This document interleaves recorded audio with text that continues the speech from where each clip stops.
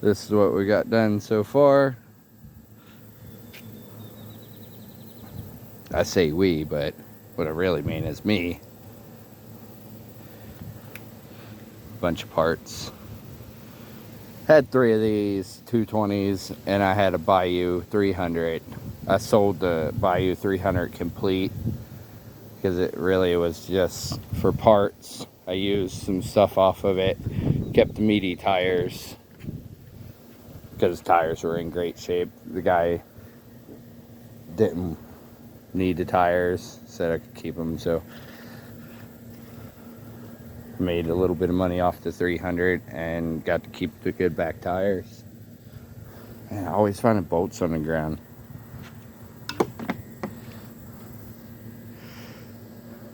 About to do an oil change. I have 2 new oil filters. I bought a new carb for the Bayou because when I got all 3 of the Bayous, they already had Chinese carbs on them. I was like, well, might as well just order a new Chinese one. It came with this filter, which I'm going to use because when I was selling the parts, I sold both boxes, that air filter boxes that had tops, so I don't have a top to my air box, which I might hook up the air box and then use this filter, but for after the oil change, for test riding it and stuff, I'm probably just gonna hook this to the end of the carb and be done with it for now. Brand new pitcock, which this pitcock doesn't leak that I have. I'm gonna probably put one of these lines on there too, because the line that I cut for it's a little short, so I'm gonna adjust and fix that. It doesn't come all the way onto the pitcock. It's like a little off, say a 1/4 inch, maybe over a 1/4 inch, maybe 1/2 inch to 1 inch. I'm not 100% sure, but it definitely doesn't go all the way on. And this is a harder line. I think it might restrict the gas a little bit.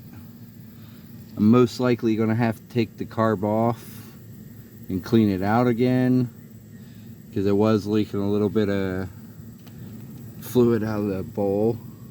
We'll see if it does it. See, the pitcock I have, it comes down the right height and it doesn't leak. It doesn't turn all the way down, but it's definitely getting fuel. We'll see if it leaks. I got the pull cord on. The pull cord works. It's actually in really great condition. It was the only one out of 3 of them that were in good condition. I have another one that's in great condition too, but it needs rewound. So I just use this one. Less work. It just bolt it right on. I'm actually surprised that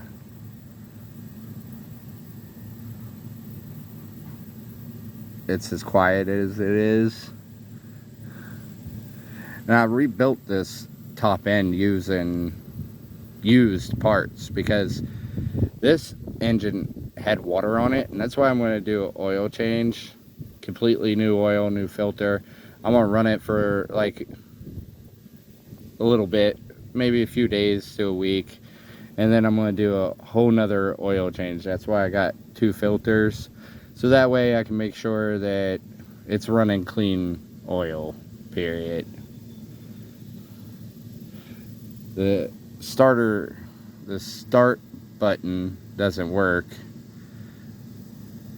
and I'm 95% sure that it's because of the button itself. I have to change out the choke lever because it's broke, so I'm most likely just going to get a whole new button system. I think it might have fixed itself. Maybe it sucked up whatever was blocking the float needle valve. Now it's not leaking now. It was leaking kind of pretty well. You can see where the gas was dropping down on there, the darker portion. I don't know if this settlement's from the degreaser I use in a supersonic cleaner. I just got the supersonic cleaner. I've only used it on like 2 or 3 different carbs, and it keeps leaving like some of this white ashy stuff. Probably gonna get some I have pipe cleaners in there, so I might take this carb back off, clean it,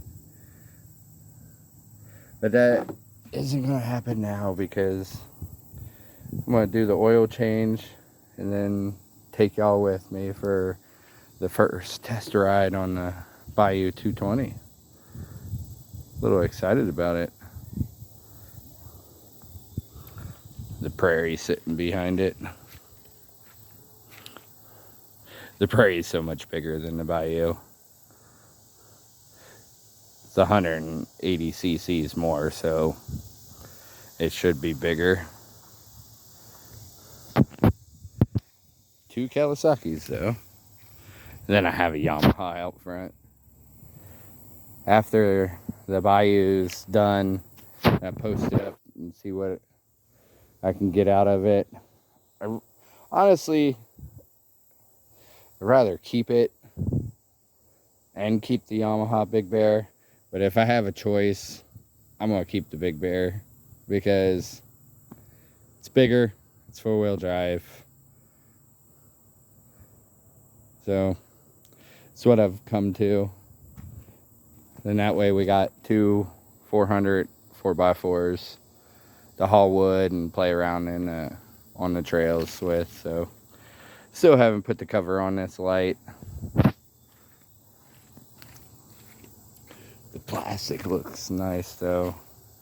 Way nicer than it did before. It's looking great though. I am glad that this front plastic was in good shape because it still has the stickers, and the stickers are in pretty great shape. I'm just gonna have to put stickers on the back. Probably cover up the stuff I couldn't fix. And of course, people are gonna be able to notice it, but it won't be so noticeable. It's a 86, so for 86 it's in great shape, especially compared to the clapped out 220s that you normally see on Facebook for $800. Top end rebuilt. Top end doesn't have new parts, but it's got very low hour parts on it. Like the rings were in great shape, piston was in great shape, barely had any carbon on it, and that's why I used it for this. The head and the jug, great condition. I torqued down the head and the jug, the 25 foot-pound torque pounds, whatever way you say it, like the specs say. I looked up the specs for everything, so everything's torqued down the way it's supposed to be. Not exactly sure how the wiring goes on here. What, babe? Yes, give me a minute. I'm doing a video. Okay, 1 minute. my 4-year-old wanting a drink. I've started it up a couple times. Well, actually, I'll start it up for this video. That way, a little bit more content at least. It might start up without me having to hit the gas, I'm hoping, because I'm having to hold the phone and jump the solenoid, so.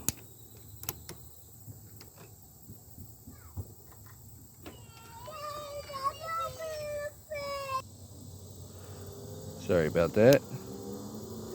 For some reason, my power, like, it keeps going out. Oh, I think this positive wire. Yeah. Man, that's the first time that positive wire's done that. It'll light up, but when I let go of it, it stops. And I should have known that because somebody put black tape around this one. I have 2 other ones, but I put this one on because it's longer. So no test start this time. Well, I might be able to hold it. Don't have enough hands. Alright guys, that'll start it up in the test ride video and everybody will hear it. So, but alright, till next time.